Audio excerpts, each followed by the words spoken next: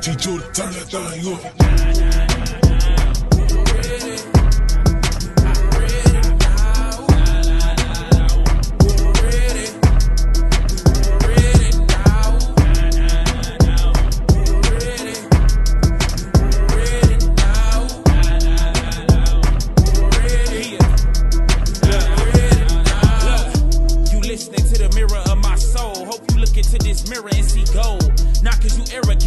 More like cause you chose Israel born grade 8. Even if we ain't make the honor roll. Oh. First of all, real quick, I got a question. What is the Feast of Dedication about? Someone help us out. Brother Isaiah.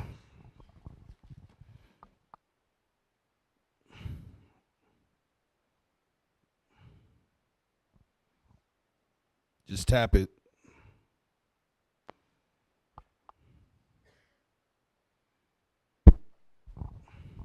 Shalom, Most High in Christ bless. So it's about the destruction of our enemies and the dedication of the altar for sacrifices. Okay, all praise to the Most High. Dedication of the altar. When we got the altar back from an enemy, which were the Greeks, as they had polluted it, and they took it from us and defiled it. And we fought, and we got it back. And that's what the Feast of Dedication is about. Let's go ahead and get started. Let's go to St. John chapter 10. And let's start reading at verse 22. This is the book of John, chapter 10 and verse 22. And it was at Jerusalem, the feast of the dedication, and it was winter. And Jesus walked in the temple. So as you see, the time, the Feast of Dedication, and it said it was winter. Okay. The time frame, Feast of Dedication, it was winter, and we were in Jerusalem. And then what happened? And Jesus walked in the temple in Solomon's porch.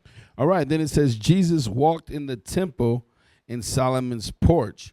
Where does that come from? What was the point of that? Let's go to 1 Kings chapter 8.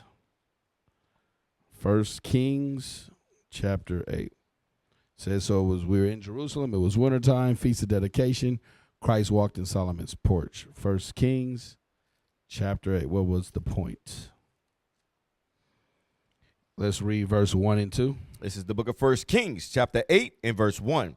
Then Solomon assembled the elders of Israel and all the heads of the tribes, the chief of the fathers of the children of Israel, unto King Solomon in Jerusalem, that they might bring up the ark of the covenant of the Lord out of the city of David, which is Zion. Read on. And all the men of Israel assembled themselves unto King Solomon at the feast in the month Ethanim, which is the 7th month.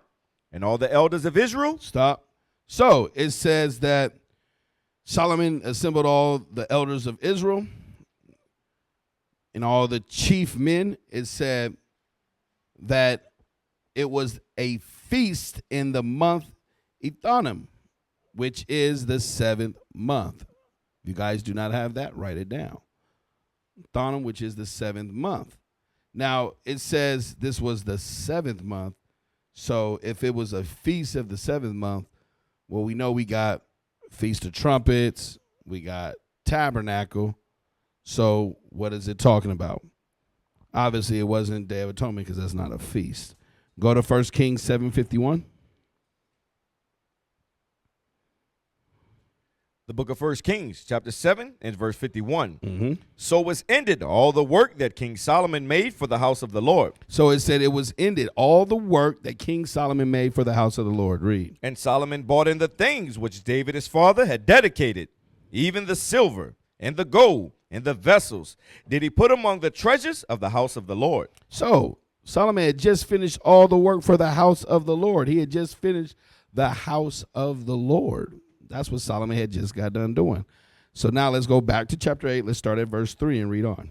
The book of 1 Kings, chapter 8 and verse 3. And all the elders of Israel came, and the priests took up the ark. And they brought up the ark of the Lord, and the tabernacle of the congregation, and all the holy vessels that were in the tabernacle. Even those did the priests and the Levites bring up. And King Solomon and all the congregation of Israel that were assembled unto him were with him before the ark, sacrificing sheep and oxen that could not be told nor numbered for multitude. So it says that they were doing the sacrifice. They had everything. They had the ark. Read on. Verse 6, and the priest brought in the ark of the covenant of the Lord unto his place, into the oracle of the house, to the most holy place, even under the wings of the cherubims. For the cherubims spread forth their 2 wings over the place of the ark, and the cherubims covered the ark, and the staves thereof above. Read. And they drew out the staves, that the end of the staves were seen out in the holy place before the oracle, and they were not seen without, and they are unto this day. And there they are unto this day. Read on. There was nothing in the ark save the two tables of stone which Moses put there at Horeb. So it said there was nothing in the ark except for the 2 stones, or the 2 tables of stones, which Moses put in there in Horeb. Read. When the Lord made a covenant with the children of Israel, when they came out of the land of Egypt, and it came to pass. Stop. It said when Moses had the covenant made with him from the Lord when they came out of the land of Egypt. What we have to understand is, do we understand that Moses also made a tabernacle, right? Okay. Where can we find that? You go to Exodus, what's that, 25, okay, through 26. So now Solomon has made what? A temple for the Lord, okay? We had the tabernacle, or which was the sanctuary. Now we have a temple for the Lord. All right. Remember, he just got done doing all the building or the work of the house of the Lord. Christ, when he was celebrating the dedication, he walked into the porch of Solomon. Go to verse 54 now. Remember, they did a sacrifice. Let's see. Read. The book of 1 Kings, chapter 8, and verse 54. Mm-hmm. And it was so that when Solomon had made an end of praying all this prayer and supplication unto the Lord, he arose from before the altar of the Lord, from kneeling on his knees with his hands spread up to heaven. Read on. And he stood and blessed all the congregation of Israel with a loud voice, saying, Blessed be the Lord, that had given rest unto his people Israel, according to all that he promised. There had not failed one word of all his good promise, which he promised by the hand of Moses his servant. Right, because that's where it started. That's where it started. Read on. The Lord our God be with us, as he was with our fathers. Let him not leave us, nor forsake us, that he may incline our hearts unto him, to walk in all his ways, and to keep his commandments, and his statutes, and his judgments, which he commanded our fathers. And let these my words, wherewith I have made supplication before the Lord, be nigh unto the Lord our God day and night, that he maintain the cause of his servant and the cause of his people Israel at all times, as the matter shall require, that all the people of the earth may know that the Lord is God, and that there is none else. Let your heart therefore be perfect with the Lord our God, to walk in his statutes and to keep his commandments, as at this day. Read on. And the king and all Israel with him offered sacrifice before the Lord. And so they offered sacrifice before the Lord. Read. And Solomon offered a sacrifice of peace offerings, which he offered unto the Lord 220,000 oxen and 120,000 sheep. So the king and all the children of Israel dedicated the house of the Lord. You see that? Because the question may come up, well, when did Solomon do the Feast of Dedication? Because the Feast of Dedication was not around in Solomon's days. You see that? Solomon did a dedication to the house of the Lord as well. So again, read that part again, verse 63. The book of 1 Kings, chapter 8, and verse 63. And Solomon offered a sacrifice of peace offerings, which he offered unto the Lord 220,000 oxen and 120,000 sheep. So the king and all the children of Israel dedicated the house of the Lord. It just happened to be when? In the 7th month. That's just when he happened to finish the building of the house of the Lord. Read on. Verse 64, the same day did the king hollow the middle of the court that was before the house of the Lord. For there he offered burnt offerings and meat offerings and the fat of peace offerings, because the brassing altar that was before the Lord was too little to receive the burnt offerings and meat offerings and the fat of the peace offerings.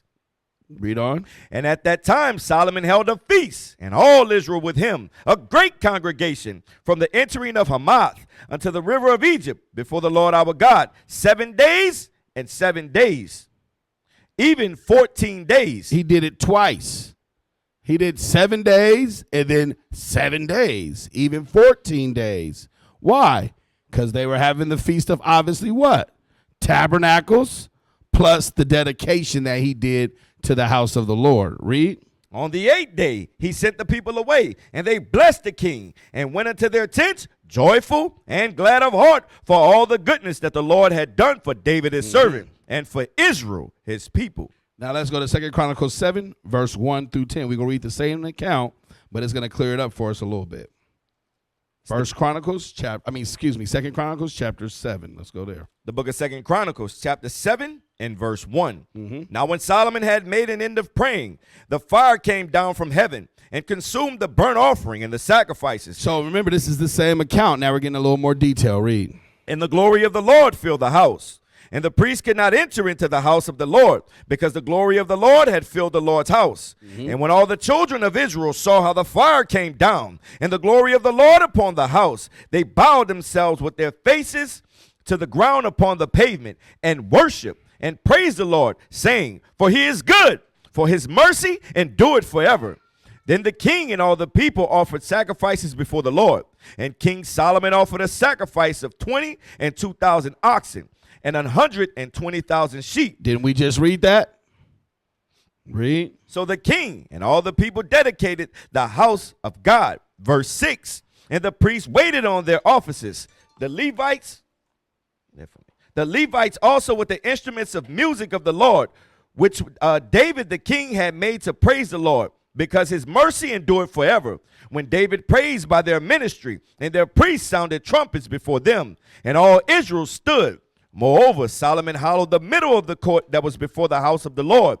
For there he offered burnt offerings and the fat of the peace offerings, because the brazen altar which Solomon had made was not able to receive the burnt offerings and the meat offerings and the fat.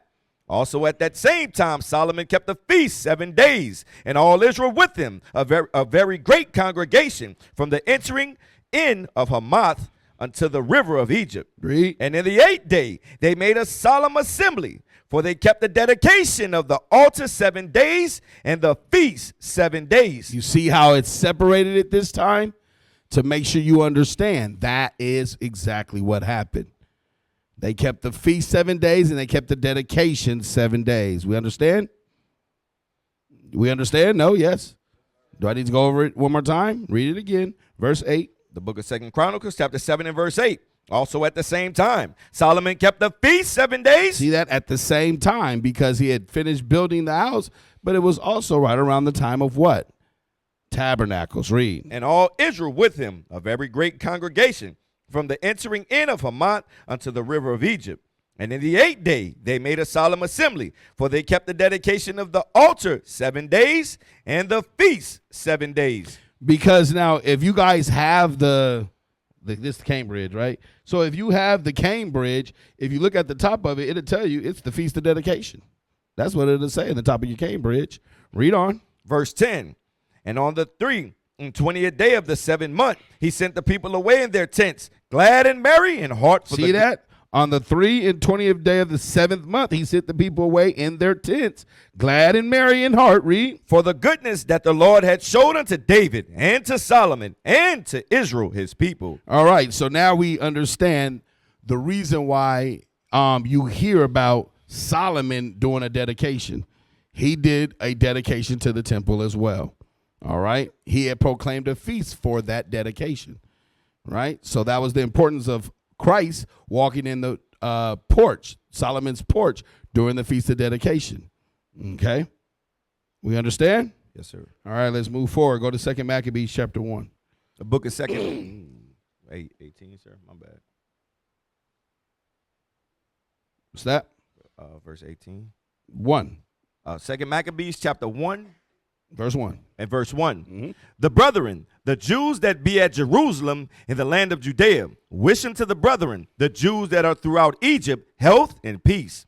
God be gracious unto you, and remember his covenant that he made with Abraham, Isaac, and Jacob, his faithful servants, and gave you all an heart to serve him, and to do his will with a good courage and a willing mind. So now these are our brethren, all right? For us as our forefathers, telling the brethren, like, look, hey, we're writing this to you, and we're writing to all you in the hopes that you guys also keep that same heart to serve him and to do his will, right? To do good and keep your hearts on the commandments. Read. And verse 4, and open your hearts in his law and commandments, and send you peace, and hear your prayers, and be at one with you, and never forsake you in time of trouble. Read. And know we be here praying for you. What time is Demetrius reign in the 169th year? We the Jews. So now we at the 169th year. What year is that? 69. 169th year. So now this is after the dedications, which when they're writing it. Read. We the Jews wrote unto you the extremity of trouble that came upon us in those years, from the time that Jason and his company revolted from the Holy Land. So now what he's doing now is going back and letting us know what happened. He said from the time Jason and his company revolted from the Holy Land and from kingdom. the company. What? Yeah, thank you. For the Holy Land and the kingdom, right? So now he's giving us an update. He's telling us what happened. So this is first what happened. We had some traitors, and they revolted against the Holy Land and the kingdom. Read. Verse 8, the book of 2 Maccabees, chapter 1 and verse 8. And burned the porch and shed innocent blood. Then we prayed unto the Lord and were heard. We offered also sacrifices in fine flour and lighted the lamps and set forth the loaves. And now. Because when you go into 2 Maccabees chapter 5, you read this. We're not going to go on all into that, especially for time's sake. So I'm telling you, we're going to read a little bit, so I'm telling you, Jason went against his own peoples, killed up his own people, and didn't realize he was really going against himself. All right, read on. Verse 9, and now see that ye keep the Feast of Tabernacles in the month Caslu. So now they're telling the brethren, look, brethren, also you keep the feast of, what did it say? Tabernacles. Tabernacles, when? In the month Caslu. But when you find out that the month Caslu is the 9th month, not the 7th month. Now they're going to explain why. So this is what's going on in 2 Maccabees, because I know a lot of us are confused. Sometimes we get confused about Maccabees, and we think that it's just furthering the story. But in 2 Maccabees, the brethren are writing to the brethren, letting us know the history of what you read about in 1 Maccabees. It's giving you more details. All right? Read on. Verse 10, the book of 2 Maccabees, chapter 1 and verse 10. In the 168th year, the people that were at Jerusalem and in Judea, and the council and Judas sent greeting and health unto Aristobulus. Say that right? Aristobulus and Ptolemaeus.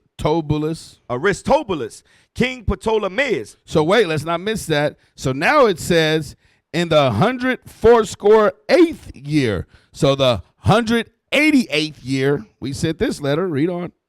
King Ptolemaeus, master, who was of the stock of the anointed priests, and to the Jews that were in Egypt. And so much as God had delivered us from great perils, we thank him highly, as having been in battle against the king. For he cast him out that fought within the holy city. For when the leader was come to Persia, and the army with him that seemed invincible, they were slain in the temple of Nania by the deceit of Nania's priests. Verse 14. Antiochus, right?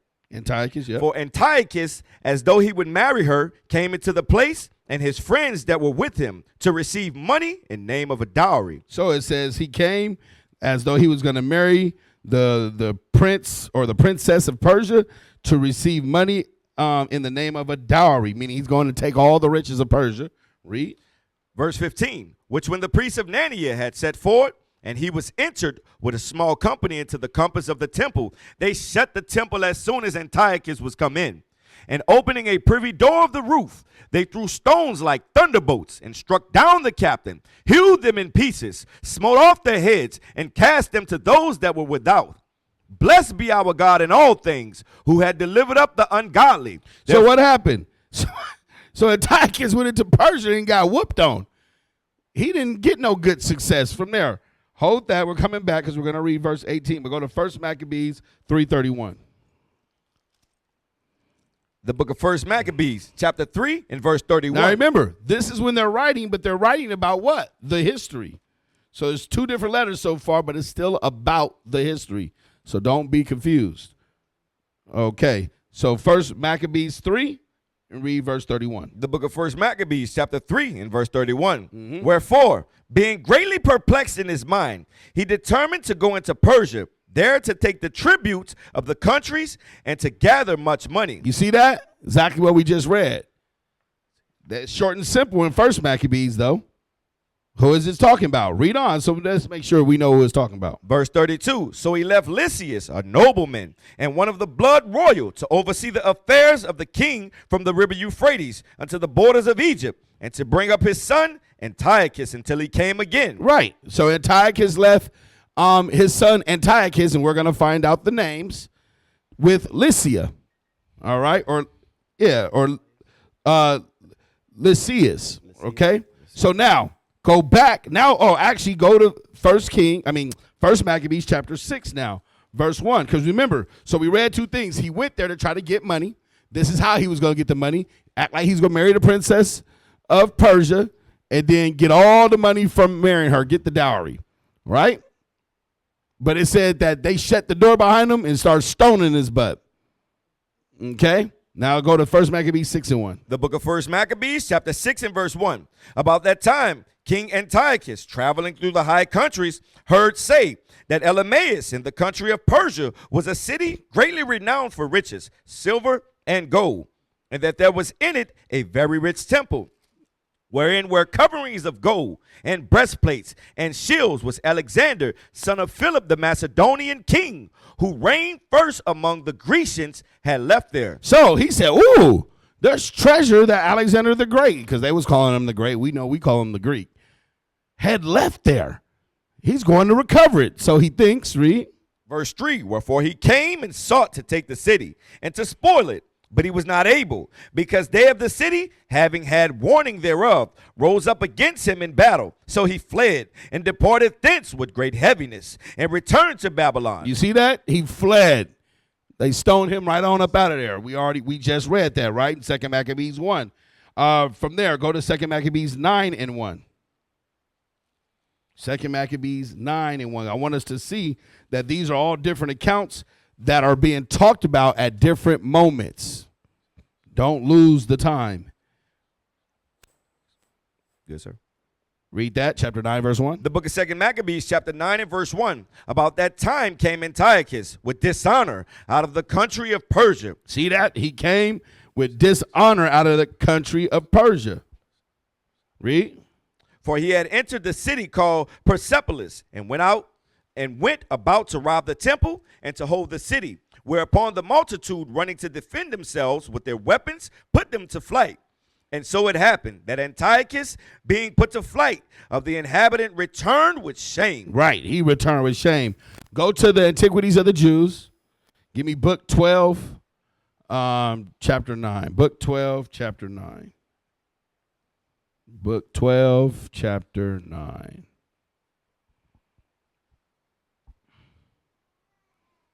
And we're going to read 1 through 1 and 2.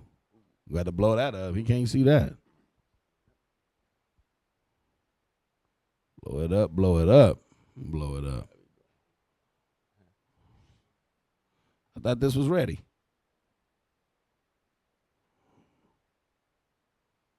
Wasn't ready to read, huh? All praises. Plus, plus, plus.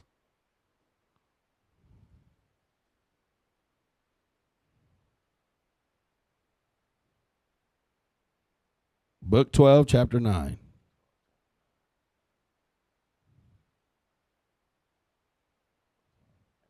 Can you read that, Joseph?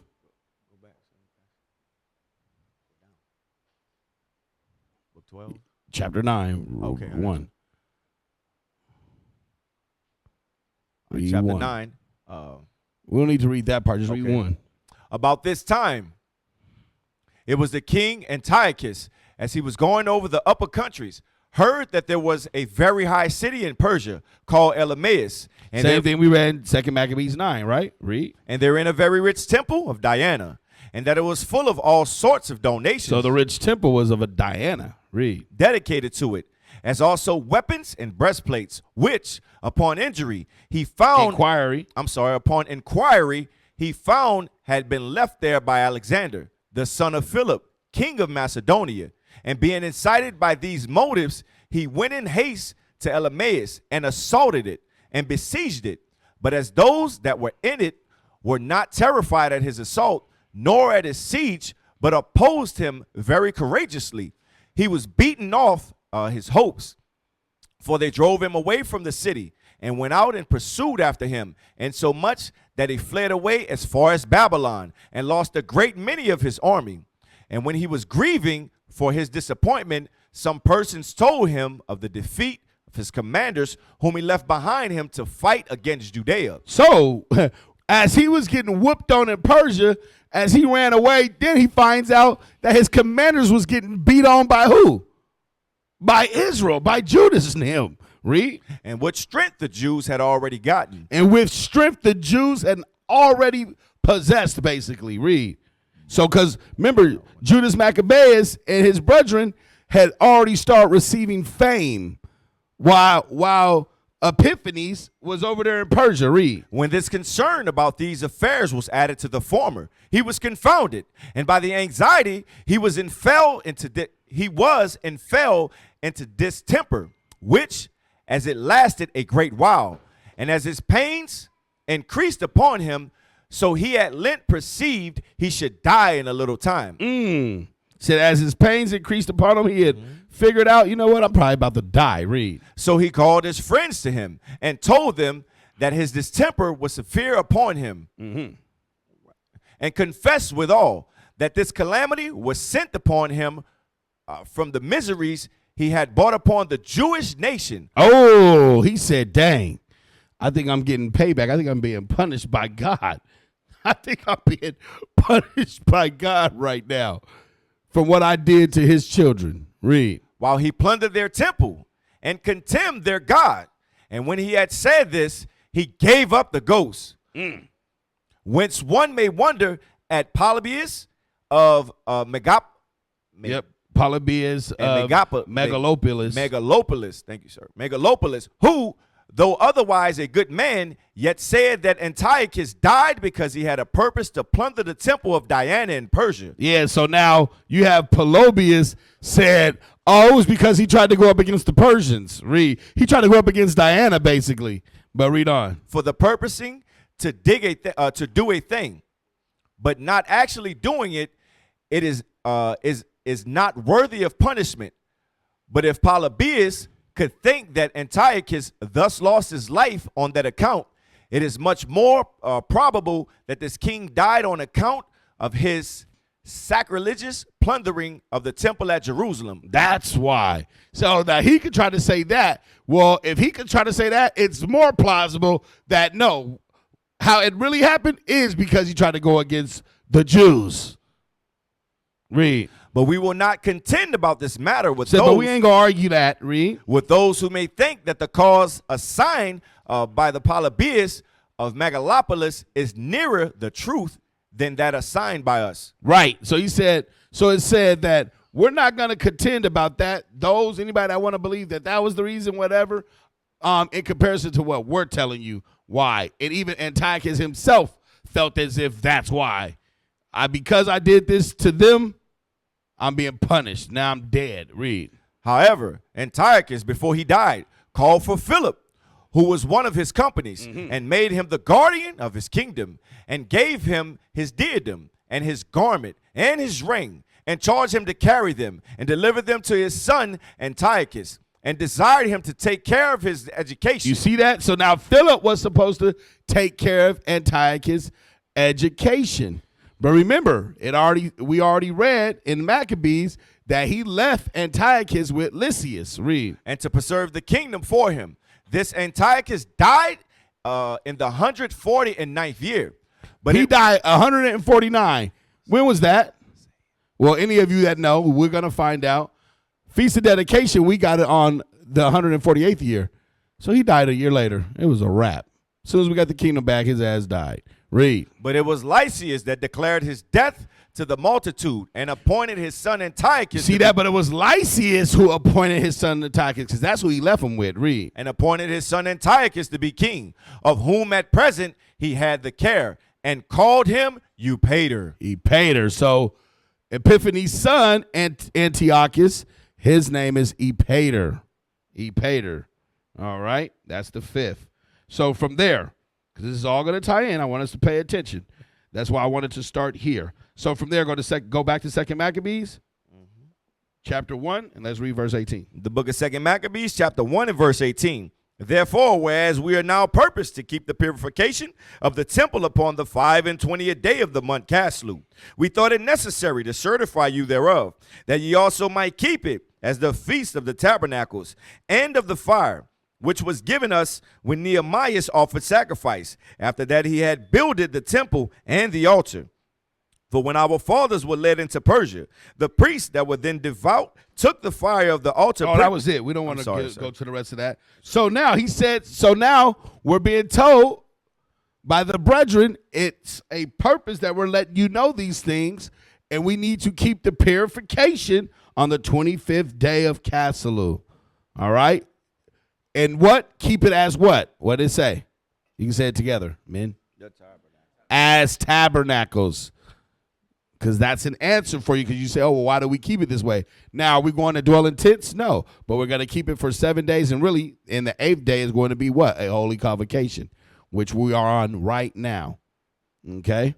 So that's why we keep it the same exact way. From there, go to 2 Maccabees. The book of 2 Maccabees, chapter 2 and verse 1. It is also found in the records that Jeremy the prophet commanded them that were carried away to take of the fire, as it had been signified, and how that the prophet, having given them the law, charged them not to forget the commandments of the Lord, and that they should not err in their minds when they see images of silver and gold with their ornaments, and with other such speeches exhorted he them that the law should not depart from their hearts. It was also contained in the same writing that the prophet, being warned of God, commanded the tabernacle and the ark to go with him, as he went forth into the mountain, where Moses climbed up and saw the heritage of God. Verse 5. And when Jeremy came thither, he found an hollow cave, wherein he laid the tabernacle and the ark and the altar of the incense, and so stopped the door. And some of those that followed him came to mark the way. So now we have to understand what this is saying. This is saying Jeremy came thither and found a hollow cave wherein he laid the tabernacle. The tabernacle is where? According to what the scripture says, it was found in the same writing, being warned of God, commanded that the tabernacle and the ark to go with him, as he went forth into the mountain where Moses climbed up. So Mount Sinai. This is where the tabernacle is. So whenever we hear that the tabernacle is found and it's somewhere, no, it's a lie. Read, right. In Ethiopia, it's a lie. Read. But they could not find it, which then Jeremy perceived. So now people that followed Jeremy, they couldn't even find where he put it. Read. Which when Jeremy perceived, he blamed them, saying, as for that place, it shall be unknown until the time that God gather his people again together. So it was told by the prophet Jeremiah, it said, this place won't be found till God gather his people back together. So anytime you hear that it's found, that's a lie. Until God gathers his people back together. And then what? Read on. And receive them unto mercy. Then shall receive them unto mercy. Read. Then shall the Lord show them these things, and the glory of the Lord and then we're going to see these things. That's when it's going to be found. Read. And the fire came down from heaven and consumed the burnt offerings. And Moses said, because the sin offering was not to be eating, it was consumed. So Solomon kept those 8 days. The same things also were reported in the writings of commentaries of Nehemiah, and how he founding a library. Now, I want us to see that. Make sure you're muting everybody. Look what that said. Read that part again. Go back, because we missed something. Read 8 again. The book of 2 Maccabees, chapter 2 and verse 8. Then shall the Lord show them these things, and the glory of the Lord shall appear, and the cloud also, as it was showed under Moses. As it was showed under Moses, read. And as when Solomon desired that the place might be honorably sanctified. And as when Solomon desired that the place be honorably sanctified. Read on. And it was also declared that he, being wise, offered the sacrifice of dedication and of the finishing of the temple. Now we read that. Now you guys should understand what that's saying now, because we read that earlier in Kings and in Chronicles. All right, read on. Verse 10, and as when Moses prayed unto the Lord, the fire came down from heaven and consumed the sacrifices. Even so prayed Solomon also. And you see that? The same way Solomon prayed, he was doing it just based off of what he knew Moses did. Understand that. The same way Solomon prayed, and remember we read, God came down and took up the sacrifices with fire. Same thing what happened with Moses. Read on. And the fire came down from heaven and consumed the burnt offerings. And Moses said, because the sin offering was not to be eating, it was consumed. So Solomon kept those 8 days. The same thing. See that? So Solomon kept those 8 days. We read it, so now you know where that history is. Read. The same things also were reported in the writings of commentaries of Nehemiah, and how he, founding a library, gathered together the acts of the kings and the prophets and of David and the epistles of the kings concerning the holy gifts. Now, you see that? It said how Nehemiah founded a library. Because what did Nehemiah do? Nehemiah got back the books, right? And then when they started reading the books, guess when they actually found the books? They said, whoa, it's the 7th month. When you go to Nehemiah chapter 8, it said, oh, it's the 7th month. We're supposed to keep these feasts. And then what they did was read day and night, day and night. Same thing happened. Keeps happening over and over again. I want us to understand that. Now, this time we're going to finalize the temple. And it's supposed to be forever. Same thing over and over again, people. All right, read on. Book of 2 Maccabees chapter 2 and verse 14. In like manner also, Judas gathered together all In like manner also, Judas, what? Gathered together all those things that were lost by reason of the war we had. So Solomon done what Moses did, Nehemiah done what Solomon did, Judas is doing what Nehemiah did. Read. And they remain with us. Wherefore, if ye have need thereof, send some to fetch them unto you. He said, and they remain with us. And if you need them, send somebody. We'll show you the writings so you guys can get the understanding as well. Read on. Whereas we then are about to celebrate the purification, we have written unto you, and ye shall do well if ye keep the same days. So we should do well if we keep the same days. Keep the purification of the temple. So we have Feast of Dedication. It's also called purification of the temple, or dedication of the altar. Or did I say that wrong? Purification of the altar, dedication of the temple. Read. We hope also that the God that delivered all his people and gave them all an inheritance and heritage and the kingdom and the priesthood and the sanctuary, as he promised in the law, will shortly have mercy upon us and gather us together out of every land under heaven into the holy place. For he had delivered us out of great troubles and had purified the place. You see that? So ever since then, we've been waiting for that final prophecy. The things that we're living today, we've been waiting on that thing. Read. Now as concerning Judas Maccabeus and his brethren, and the purification of the great temple and the dedication of the altar. Oh, so I did say it right the first time. Purification of the temple, dedication of the altar. Read. And the wars against Antiochus, Epiphanes, and Eupator his son. So now you got Antiochus Epiphanes and Eupator his son. Read. And the manifest signs that came from heaven unto those that behaved themselves manfully to their honor for Judaism, so that, being but a few, they overcame the whole country and chased barbarous multitudes, and recovered again the temple renowned all the world over, and freed the city, and upheld the laws which were going down, the Lord being gracious unto them with all favor. So what is that saying? It said we were renowned, meaning the whole earth knew about that thing. That's why today when you go into history, all you got to do is type in the Maccabean revolt, and it's archived. The whole earth knew about that thing. We were world renowned. Understand that. But today you don't hear about it. Today that ain't talked about all over the place. But that thing's always been world renowned. How come? You got to really think to yourself, how come that's not talked about? But it was world renowned. Because you can easily look it up, but it ain't talked about so much. There's something they're trying to hide. Read on. Verse 23, all these things, I say, being declared by Jason of Cyrene in 5 books, we will essay to abridge in 1 volume. So he said the things that's been talked about by Jason and Cyrene in 5 books, we're about to give it to you in 1 volume. 2nd Maccabees, read. For considering the infinite number and the difficulty which they find that desire to look into the narrations of the story, for the variety of the matter, we have been careful that they that will read may have delight, and that they that are desirous to commit to memory might have ease, and that all into whose hands it comes might have profit. So we wrote this thing to where if you want to remember it, it should be easy for you to remember it. That you could get comfort behind this thing, and that you could learn it and understand it. We wrote it in a way that you should be able to understand. Read. Therefore, to us that have taken upon us the painful laboring of abridging, it was not easy, but a matter of sweat and watching. So there was men that dedicated themselves to writing this thing so that we now can read it and understand it. Read. Even as it is no ease unto him that prepared a banquet and seeketh the benefit of others, yet for the pleasuring of many we will undertake gladly this great pains. And they undertook it gladly. They didn't do it out of necessity or burdensomely. They did it for the future. They did it for the men and brethren that's when they read it, they can understand it good. And they did it gladly. Read. Leaving to the altar the exact handling of every particular and laboring to follow the rules of an abridgment. For as the master builder of a new house must care for the whole building, but he that undertaketh to set it out and paint it must seek out fit things for the adorning thereof. Even so, I think it is with us.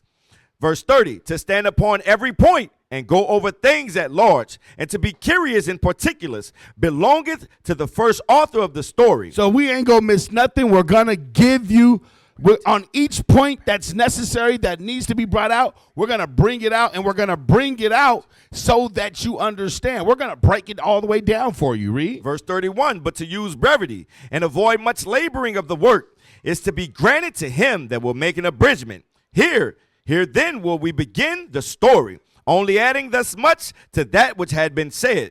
That is a foolish thing to make a long prologue and to be short in the story itself. Right. So it's foolish for us to just talk about it and just talk about what we think about what happened, but then make the story, actually the facts of what happened, short. That's foolish to do that. No, what we're going to do is make the story long, and we're going to break it down and show you what happened. We're going to leave what we think about it out of it. So now when you go through the rest of the chapters of 2nd Maccabees, that's what's going on. You're getting the story told, broke down to you, letting you know this is what happened and how it happened. These are the facts. Now let's read. We used to scream black power while Heron was pushed. But at the end of the day, nothing's in vain. IUIC has been given a vision. The tents of Judah has risen. Many has attempted the mission. Minor murmuring, omitting, and missing the mark. Just reading that he had the flame of fire in his eyes gave us the spark. We on Paul's mission. We out on the road. Purple and gold. From Mexico, Cuba, Haiti, Ghana, Sierra Leone. 144,000 boots banging, concrete crackling. These are our men repented at heart. The scriptures is proof. IUIC, we deliver the truth.